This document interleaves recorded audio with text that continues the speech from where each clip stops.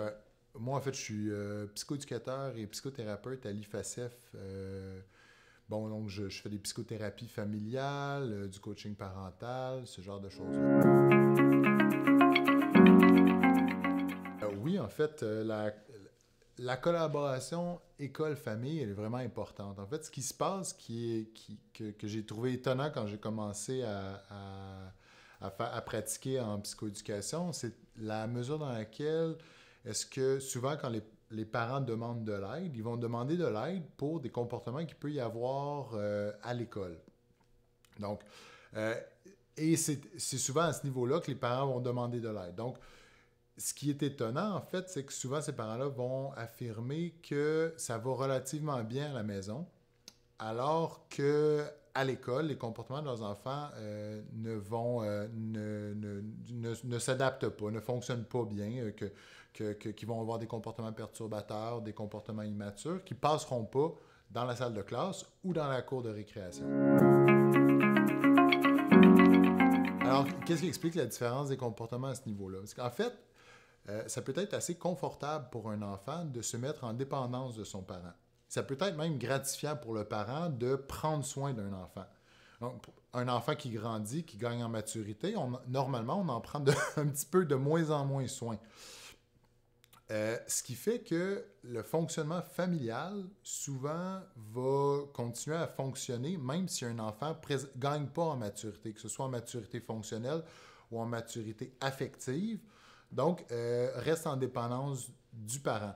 Donc, que ce soit, ça va bien passer si papa ou maman s'occupe de nettoyer la boîte à lunch, de choisir les vêtements de l'enfant. Ça va passer inaperçu et ça ne mettra pas un peu en détresse le fonctionnement familial. Rapidement, si un enfant a de la misère à s'autoréguler de façon affective, rapidement, sa stratégie de base va être d'entrer en contact avec le parent, d'entrer en relation et de conserver une relation privilégiée avec le parent. Donc, concrètement, je pense que c'est un réflexe ancré, en ce sens où est-ce que dès qu'ils sont bébés, ils vont pleurer pour que les parents viennent réconforter l'enfant. En bas âge, par la suite, bon, on va entendre parler d'enfants qui restent dans les jupes de maman ou dans les jupes de papa, et puis qui restent collés pour que finalement le parent le sécurise. Et puis, bon, par la suite, bon, il n'acceptera pas de se coucher seul ou il n'acceptera pas que papa et maman parlent ensemble et puis que lui puisse rester sans être le centre d'attention lors du souper. Donc, rapidement, l'enfant, son réflexe, ça va être d'aller chercher l'attention du parent pour arriver un peu à se réguler affectivement. Alors que de l'immaturité, ça peut bien passer, ça peut passer inaperçu à la maison, à l'école, face à la nécessité de tolérer l'autorité, face à la nécessité de se concentrer, face à la nécessité d'avoir énormément de plaisir avec d'autres enfants, puis par la suite de devoir se calmer et de revenir à quelque chose de plus sérieux, ou au contraire, de devoir tolérer d'autres enfants qu'on n'aime pas. Il y a un ensemble de défis où est-ce qu'un enfant a besoin d'avoir une bonne maturité affective et fonctionnelle pour arriver à fonctionner à l'école. Alors, qu'est-ce que l'enfant va faire pour se sécuriser? Bon, il va trouver des stratégies qu'il connaît bien, soit s'en remettre à entrer en contact avec l'adulte. Qu'est-ce qui se passe? Alors qu'à la maison, mettons, on a 1, 2, 3, 4 enfants pour 1 à 2 adultes, ben à l'école, on a 15 enfants pour un adulte. Ce qui fait que c'est très difficile d'arriver à avoir une relation exclusive avec l'adulte pour se réguler affectivement. Les enfants, c'est quoi les solutions qu'ils utilisent par rapport à ça? Bon, une solution, ça peut être d'être le chouchou du prof. Bon, ça a des conséquences sociales souvent, mais c'est quand même possible. Donc, d'être très responsable, d'être très sage, de sorte à ce que le prof soit assez collé avec l'enfant. Une autre stratégie, ça peut être aussi d'adopter des comportements perturbateurs parce que rapidement, euh, si un enfant adopte des comportements perturbateurs, il va être dans un rapport un pour un avec un adulte. Que ce soit dans le bureau de l'éducateur, l'éducatrice spécialisée, que ce soit en discutant avec le prof, que ce soit dans le bureau du directeur ou de la directrice, l'enfant va se retrouver dans un rapport privilégié et un rapport duel, si on veut. Bon, ça va être un rapport où est-ce qu'il va y avoir de la réprimande et de la confrontation, mais ça va être quand même un rapport privilégié. Bon, ben, en fait, il y a plusieurs solutions à ça. Il y a plusieurs choses que les parents peuvent faire, même s'ils se sentent dans l'impuissance à ce niveau-là. Il y a plusieurs choses qu'ils peuvent faire. Une des premières choses qui est primordiale en ce qui a trait au rapport des parents avec l'école, c'est de présenter un front commun avec l'enseignant ou l'enseignante. Ça, c'est primordial dans ce sens où est-ce que peut-être que les parents ne sont pas d'accord nécessairement avec les stratégies de l'enseignant, mais c'est important que les enfants en soient le moins conscients possible. Parce qu'un enfant ne se conformera pas à l'autorité de l'enseignant s'il sent que ce serait plus agréable de ne pas le faire et qu'en plus de ça, un de ses parents va le protéger face à cette autorité-là. Donc, c'est très important que les parents minimalement, au moins en apparence, présente un accord et supporte l'autorité de l'enseignant. Peut-être qu'ils peuvent être en désaccord avec l'enseignant, mais c'est important d'en parler en retrait, d'en parler seulement avec l'enseignant, mais et que l'enfant n'en soit pas d'accord. Donc, les parents de dire, Monsieur Jacques, là, non fictif, t'as chicané, ben, il a bien fait. Ou peut-être pas dit comme ça, là, mais grosso modo, de dire je suis d'accord avec ton enseignant qui t'a mis des règles ou qui a fait telle affaire, qui a fait de la discipline ou qui a.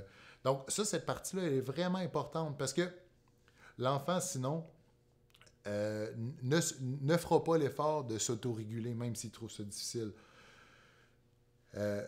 Alors, cette partie-là est vraiment importante. Puis, aussi, ça va aider les enseignants en ce sens où est-ce que si je suis un enseignant et que je sais que les parents de cet enfant-là me discréditeront, je risque d'être plus enclin à renvoyer ça et dire, vous ferez la discipline. Vous, en tant que parent, ferez la discipline de votre enfant à l'extérieur de l'école, puis je vais juste vous mettre un grand mot dans l'agenda qui va dire ce qui s'est passé et vous vous occuperez de la faire la discipline si vous ne respectez pas la discipline que moi, je peux faire. Moi, en tant qu'enseignant. Donc, rapidement, ça peut être plus difficile aussi pour un enseignant d'assumer son autorité face à un enfant dont les parents discréditent l'autorité de cet enseignant-là. Donc, de montrer front commun avec l'enseignant, c'est très important. D'autre part, c'est sûr qu'il y a des choses aussi que les parents peuvent faire pour contribuer à ce qu'un enfant gagne en maturité. Vous pouvez, les parents peuvent contribuer à ce que l'enfant ait des tâches, contribuer à ce que l'enfant ait des moments d'autonomie seul, ou est-ce qu'il n'est pas tout le temps là, supporté par ses parents ou animé par ses parents, contribuer à ce qu'il arrive à tolérer la frustration face à un système de règles qui ne puissent pas tout faire. Donc, c'est toutes des choses qui peuvent contribuer à ce qu'il développe une certaine maturité.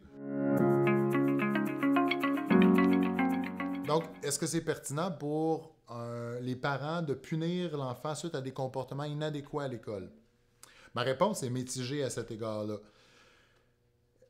Ce qui se passe, en fait, c'est que si on a un enfant qui, parfois, mais pas régulièrement, présente des comportements d'opposition, des comportements perturbateurs, ça peut être une bonne idée, une fois ou deux, que les parents donnent une conséquence à la maison.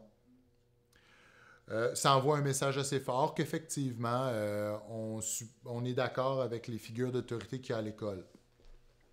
Par contre, si c'est un comportement qui se présente dans les différents milieux de vie de l'enfant, l'opposition à la maison, à l'école, rapidement, en fait, le parent va se retrouver avec une situation où est-ce qu'il va avoir une suite de conséquences à faire. Dans le fond, il va devoir réguler les comportements qu'il y a eu à l'école, va devoir réguler les comportements qu'il y a eu à la maison. Rapidement, le parent gagne à affirmer qu'il est d'accord avec les figures d'autorité de l'école, mais de s'en tenir peut-être à aider l'enfant à adopter des comportements adéquats et à diminuer le comportement d'opposition, mettons, de l'enfant à la maison et de s'en tenir à ça.